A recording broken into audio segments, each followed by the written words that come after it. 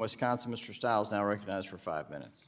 Thank you very much, Mr. Chair. Thank you for being here, Chairman Powell. Appreciate it. You're navigating a difficult situation where we've had stimulative economic policies from the Biden administration, in particular, excessive government spending, investment in infrastructure, specific tax credits. At the same time, we're seeing a regulatory environment from the administration that's also restricting economic growth. We've heard a lot about the Basel III Endgame, which you have a chair of. In your opening remarks, you noted that high interest rates are impacting business investment in a negative way. High interest rates are also negatively impacting the housing market. As we look at Basel III Endgame, I've heard from a wide array of stakeholders, from those that are commenting on increase in bank capital standards, the negative impact that would have on the housing market, as well as from the business community, the impact that would have on their ability to invest in capital infrastructure and increase employment. Does the broad diversity of voices who hold concerns on the Basel III Endgame concern you? I would say that I've articulated concerns, and we're reading those comments, and we're very much in the process of assessing what we need to do to address them. Thank you. I appreciate your time on that. Shifting gears slightly, as you may know, the Securities and Exchange Commission held an open meeting today to approve the final climate change rule. It's a significant regulation that I think would have a significant impact on the economy. Can you comment how the Fed thinks about the economic impact of this new regulation, or regulations more broadly, and in particular their impact on both inflation and on employment? We don't comment on regulations of other agencies, sorry. And you'll review that if it's put in place, or you'll review the economic impact as the empirical data comes forward? We're not in the business of scoring, CBO does that. They'll look at this and make a careful assessment of the economic impacts and budgetary impacts and that kind of thing.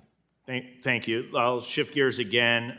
One of your two mandates is to maximize employment in addition to maintaining price stability. And as you know, government hiring has accounted for a large share of total job creation. More than 600,000 public sector jobs were created last year, and the federal government now employs nearly 3 million workers. So when you're examining employment data, how does the Fed view the impact of the public sector employment growth relative to private sector economic growth? In other words, how do the two data points factor into your assessment of how the broader economy is performing? So the jobs are jobs, right? But I think we would tend to look at private sector jobs to get a better assessment. Private sector job creation is a better indicator of kind of the private sector momentum in the economy. But we look at both. They both count. And does the dramatic increase in the private sector number of jobs give you any pause or concern as it relates to? You mean in the public sector? In the public sector. Sorry if I misspoke. Yes, the public sector.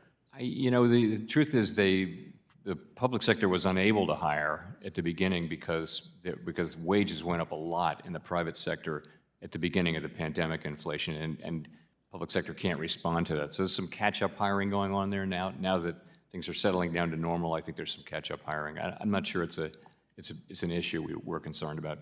Okay, I'll shift gears in my final minute just to talk a little bit, to get your perspective on the macroeconomic developments that are having an impact on our monetary policy, specifically as we think about the potential for a productivity boom, from AI to work at home to other factors. The data is probably too early to tell whether or not we're having a true productivity view, but how does the Fed view the adoption of some of these new technologies, in particular AI, as it relates to labor productivity? So everyone's looking at AI for that question, and it's hard to say, actually.